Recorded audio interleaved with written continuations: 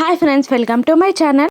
6 గంట మోగిచ్చి యమధర్మరాజు గారిని పిలుస్తుంది. ఇక నా విశ్రాంతి సమయాన్ని పాడు చేసిందెవరు అని యమధర్మరాజు కోపంగా మాట్లాడుతుండగా first of all sorry Yamadharmaraju గారు, నా పిల్లలు ఆపదలో ఉన్నారు, నన్ను అర్జెంటుగా భూలోకానికి పంపించండి అని అడుగుతూ ఉంటుంది ఇక యమధర్మరాజుల వారు ఇలా అంటూ ఉంటారు, ఈ బాలికకి ఎవరూ చెప్పలేరా సూర్యాస్తమయం అయ్యాక ఇక్కడ ఏ పనులు జరగవని, యమద్వారాలు మూసేయబడతాయని అని అంటూ ఉండగా, మేం చెప్పాం ప్రభు అయినా వినిపించుకోలేదు అని అంటూ ఉంటారు చిత్రగుప్తుల వారు. ఇక యమనే స్వయంగా ఇలా అంటూ ఉంటాడు ఆరుతో, రేపు ప్రొద్దునే సభలో నీ గోడును చెప్పు, అప్పటి వరకు నువ్వు ఎక్కడికి వెళ్ళడానికి వీల్లేదు అన్నట్టు చెప్పగానే ఇక సరే అన్నట్టు ఫేస్ పెడుతుంది మళ్ళీ చిత్ర విచిత్రాల గుప్తా వారు,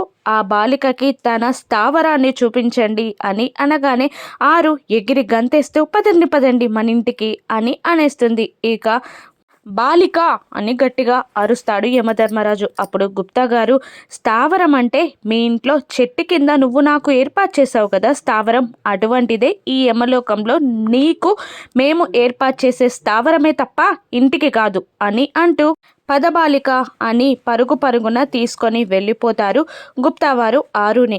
మరోవైపు సదాశివం గారు హాల్లో ఎవరితోనో గెస్ట్తో మాట్లాడుతూ ఉంటాడు. అప్పుడే రణ్వీర్ అంజలిని DNA టెస్ట్ కోసం తీసుకెళ్ళడానికి అక్కడ వాచ్మెన్తో మాట్లాడి అమర్ ఇంట్లోకి ఎంటర్ అవుతూ ఉండగా ఇక బాల్కనీ నుండి అంజలి రణ్వీర్ని చూసి, రణ్వీర్ అంకుల్ అని అనుకుంటూ పరుగున కిందికి వస్తూ ఉండగా బాగి ఆపి, ఏంటి అంజు ఇది ఇంతలా పరిగెడుతున్నావు, పడిపోతే ఎలా అని అంటుండగా, నేను జాగ్రత్తగానే ఉంటాను మిస్ అమ్మ అని అంటూ కసురుకుంటూ రణ్వీర్ అంకుల్ వచ్చారు అని చెప్పి అక్కడ నుండి అంజు పరిగెత్తుకుంటూ వచ్చేస్తుంది. ఇదేంటి నిన్న రణ్వీర్ వచ్చాడని మనోహరి చెప్పింది, ఈరోజు ఇంటికి ఎందుకు వచ్చాడు, ఆ మనోహరి ఏదో ప్లాన్ చేయబోతుంది అని మనసులోనే టెన్షన్ పడుతూ ఉంటుంది బాగి మనోహరి ఆలోచన తెలుసుకోవడానికి. ఇక రణ్వీర్ రాగానే సదాశివం గారు కూర్చోమని మాట్లాడుతూ ఉంటారు. ఇక అంజలి అంకుల్ అంటూ ప్రేమగా రణ్వీర్ దగ్గరికి వస్తుంది. అంజలితో మాట్లాడుతూ భాగ్యని కూడా బాగున్నారా అన్నట్టు పలకరిస్తారు రణ్వీర్. ఇక మనోహరితో మాట్లాడకపోయేసరికి ఇక అక్కడున్న నిర్మలమ్మ గారు, ఏంటి మనోహరిని ఎందుకు పలకరించలేదు అని అనగానే, ఆల్రెడీ పలకరించాను కదా అని అనేస్తాడు రణ్వీర్. దాంతో అందరూ షాక్ అవుతారు. మీరు మనోహరిని పలకరించారా, ఎప్పుడు అని అనగానే టెన్షన్ పడుతూ ఉంటుంది మనోహరి. ఇక బాగి రణ్వీర్ని మిస్ అమ్మ పక్కనున్న మనోహరిని మార్చి చూస్తూ వాళ్ళ ఎక్స్ప్రెషన్స్లో తేడాని గమనిస్తూ ఉంటుంది. ఇక అదే ఇంతకుముందు ఈ ఇంట్లోనే చూశాను కదా, అయినా అమర్ వాళ్ళ ఇంట్లో ఉంటే బాగున్నారా అని అడగాల్సిన పనేముంది అని అంటూ మాట్లాడుతూ టాపిక్ని కవర్ చేస్తాడు రణ్వీర్. మళ్ళీ ఇలా మాట్లాడుతూ ఉంటారు, అమరేంద్ర గారు ఎప్పుడు వస్తున్నారు అని అనగానే మళ్ళీ అందరూ షాక్ అవుతారు. ఇక బాగి అనుమానంగా చూస్తూ ఉండగా తన అనుమానాన్ని బయట పట్టేస్తాడు సదాశివం గారు. అసలు మా అబ్బాయి ఊర్లో లేనట్టు మీకెలా తెలుసు అని అనగానే, కొంప ముంచాడు అని అనుకొని మనోహరి టెన్షన్ పడుతూ ఉంటుంది. ఇక బాగి కూడా అనుమానంగా చూస్తుండగా అది అని అంటూ నసుగుతూ, అమరేంద్రని కలిసి వెళ్దామని ఆఫీస్కి వెళ్ళాను, అక్కడ అమరేంద్ర గారు టూర్కి వెళ్ళారని చెప్పారు, అందుకే అడుగుతున్నాను అని అంటూ, ఆయన ఉంటే కలిస్తే బాగుండేది అని రణ్వీర్ కవర్ చేస్తూ ఉంటాడు. ఇక అసలు టాపిక్లోకి రమ్మన్నట్టు మనోహరి సైగ చేయగానే, నేను మళ్ళీ ఊరికి వెళ్ళబోతున్నాను, నా కూతురిని మిస్ అయిన బాధ అంజుని కలిస్తే నాకు తగ్గుతుంది, కాబట్టి ఒక 2 hours అంజలిని షాపింగ్కి తీసుకెళ్ళి ఏదైనా గిఫ్ట్ కొని పెడతాను అని రణ్వీర్ అనగానే బాగి టెన్షన్ పడుతూ ఉంటుంది, అనుమాన పడుతూ ఉంటుంది. ఇక సదాశివం గారిని రణ్వీర్ పర్మిషన్ అడుగుతుంటారు, ప్లీజ్ నేను అంజలిని 2 hours బయటికి తీసుకెళ్ళి టైం స్పెండ్ చేస్తాను, నా బాధ కూడా తగ్గుతుంది అని అనగానే మనోహరి, అందులో అడిగేదేముంది తీసుకెళ్ళండి అని పర్మిషన్ ఇవ్వగానే సదాశివం గారు కోపంగా ఇలా అంటూ ఉంటారు, పిల్లల విషయంలో నిర్ణయం తీసుకోవాల్సింది అమరేంద్ర,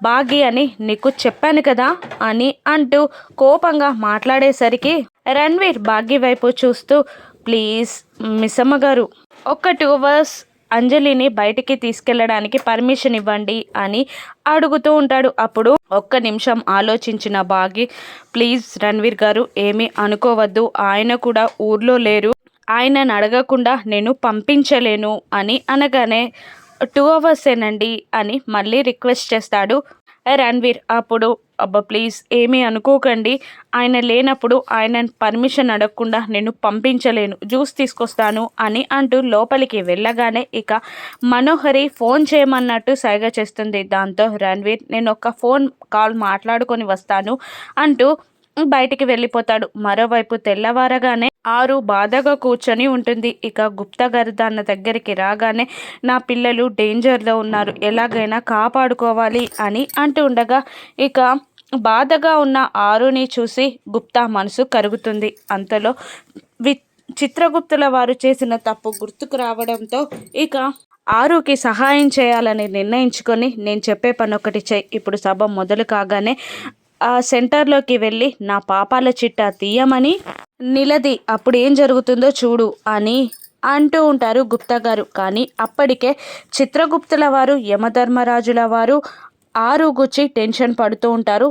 ముందు రోజున ఆ బాలికని హెచ్చరించాలే తప్ప బెదిరించకూడదు, ఆ బాలిక చాలా తెలివైనది, ఒకవేళ జరిగింది తెలుసుకుంటే చాలా ప్రాబ్లం అవుతుంది, ముల్లోకాలను ఏకం చేసి పంచాయతీ పెడుతుంది, ఆ రహస్యాన్ని మనం బయటికి తీసుకురాకూడదు అని వాళ్ళిద్దరూ మాట్లాడుకుంటూ ఉంటారు. ఇక గుప్తా గారిని ఆరు నమ్మలేక వాళ్ళ సైడు తీసుకొని నన్ను మోసం చేయట్లేదు కదా అని అడిగేస్తుంది. నేను అలా కనబడుతున్నానా అని గుప్తా అనగానే గుప్తాని నమ్మి అలాగే అని అంటూ సభలోకి వెళ్తుంది ఆరు. అప్పటికే కొందరు పాపులు పైకి చేరుంటారు. ఇక సభ మొదలు పెట్టండి, పాపాల చిట్టా చదవండి అనగానే పాపాల చిట్టా చదవడానికి ఆ బుక్ని ఓపెన్ చేస్తాడు చిత్రగుప్తుల వారు. అప్పుడు ఆరు ముందుకు వచ్చి 1 మినిట్ అని అరిచి, ముందు నా పాపాలని సెటిల్ చేయండి, నేను ఆల్రెడీ చాలా తక్కువ పాపాలు చేశానని చెప్పారు కాబట్టి 1 or 2 ఉంటాయి కాబట్టి నాకు శిక్ష వేసి నన్ను సెటిల్ చేయండి అని అనేస్తుంది ఆరు. దాంతో గుప్తా వారు తడబడుతూ ఉంటాడు. తీయండి పేజెస్ అని ఆరు అంటూ ఉండగా, లేదు లైన్లో నిలబడు అని అంటూ ఉంటారు గుప్తా గారు. ఇక లైన్లో నిలబడను, నాకు ఇప్పుడే కావాలి, పేజెస్ తిప్పడమే కదా అని అడుగుతూ ఉంటుంది. లేదు అలా కుదరదు అనగానే ఆరు పంచాయతీ మొదలుపెట్టి, మీరెలా తీయరో నేను చూస్తా, పంచాయతీ మొదలు పెడతా అని అంటూ గంట దగ్గరికి వెళ్ళి గంటను మోగిస్తూ, విష్ణు బ్రహ్మ శివ నా పంచాయతీని చూడండి, నాకు అన్యాయం జరుగుతుంది అని అరుస్తూ, నారద నీకు చాలా కంటెంట్ దొరుకుతుంది ఇక్కడ రా అని పిలుస్తూ ఉంటుంది.